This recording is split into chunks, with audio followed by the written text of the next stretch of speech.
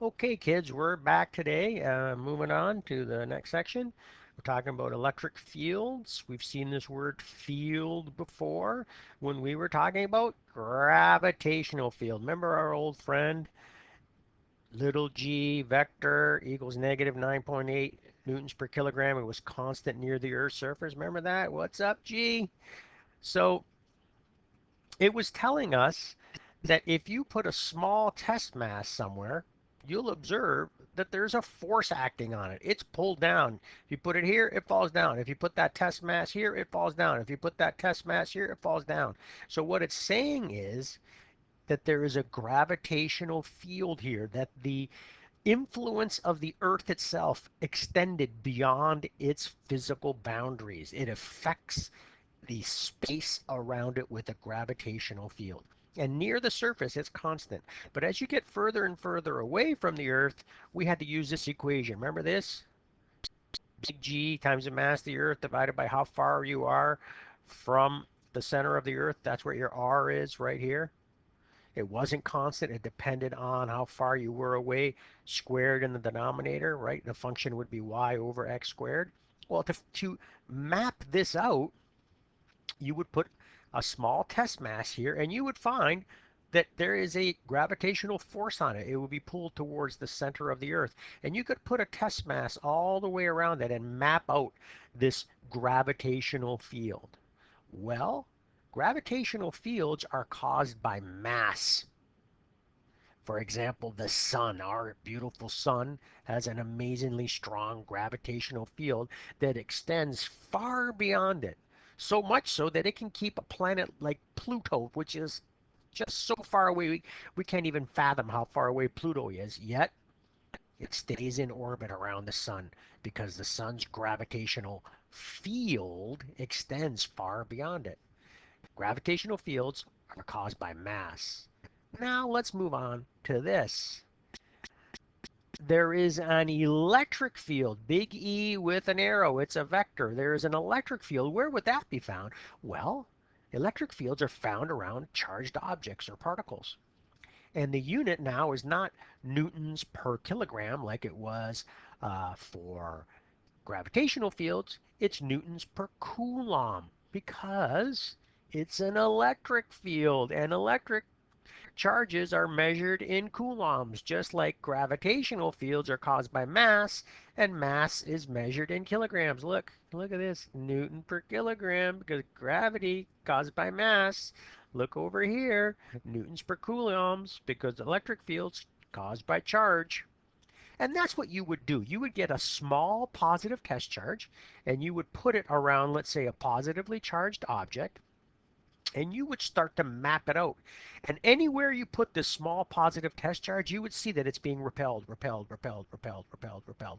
And you could map out a field pattern around a positively charged object. Similarly, if you wanted to map out the electric field around a negatively charged object, you could put a small positive test charge anywhere around here. All right. And you would see that these small positive test charges being attracted. So definitely there's a direction to the electric field. It's a vector. When it's around a positively charged object, the electric field is outward. There's your direction, right? Just like a gravitational field had a direction. When we are mapping out an electric field around a negatively charged object, since the small positive test charge would be feeling an attraction, well, the electric field has a direction towards the negatively charged object. And I've attached two videos today that I really recommend you watch because it's hard for me to draw this, but the videos that I found for you have animations and 3D effects and stuff that I can't do on just a flat screen here. So I strongly recommend you watch that. I put the links in for you. All right, the second part of this section in the textbook, the second part of today's lesson, is actually finding out how much charge is on charged particles. And now this was work done by a great scientist, a great physicist. His last name was Millikan, Professor Millikan, and he found a very interesting result. And I've put a little video in today, so it's the third video today, that shows exactly what he did, and I know you read about it in the text. You can read about it in the textbook. But he found that all charged objects have a charge that is a multiple of a very small charge. And this very small charge is known as the basic charge, the fundamental charge. Technically, it is called the elementary charge. And it is the charge on an electron and it is a charge on the proton. And here's what its magnitude is. 1.6 times 10 to the negative 19 coulombs. If it's on an electron, it's negative. If it's on a proton, it's positive. And what Millikan found is he was working with little oil droplets that had been charged, but this is true for any charged particle or charged object.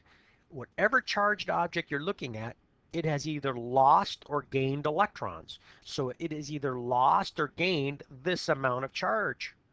So you're always losing or gaining charge in increments of this size. So whatever charge an object has is the charge that each electron that was gained or lost carries times how many electrons were lost or gained. So you cannot have an infinite amount of different types or different quantities of charges. They always come in multiples of this amount. What is this similar to?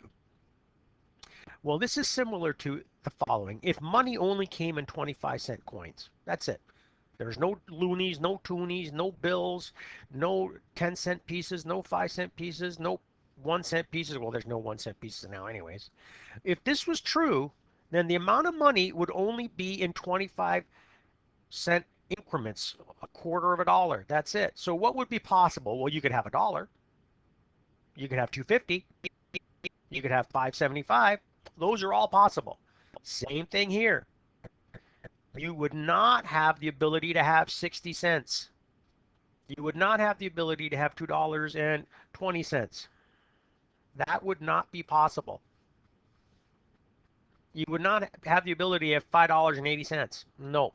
Only multiples of 25 cents. Same thing with the charge on any particle in the universe. It's always a whole number multiple of how many electrons were lost and gained, and each one of those electrons carry this amount of charge. So let's take a look at an example out of the textbook. It's just straight out of our textbook, and it's taking advantage of the fact that the charge on any object is equal to the number of electrons lost or gained. So that's what that number is, and E is how much charge is carried by that electron.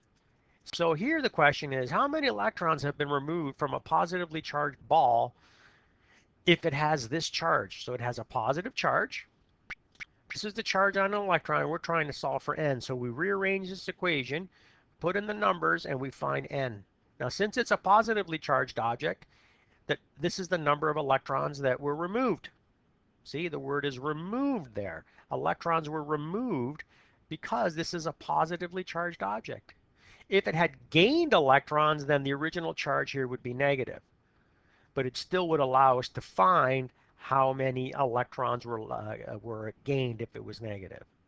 So I've got this video lesson for you. You're going to read out of the textbook. I think I only have 2 questions for you. I got 3 videos for you to watch. And that's it for today. I also know you're still working on an assignment. Okay.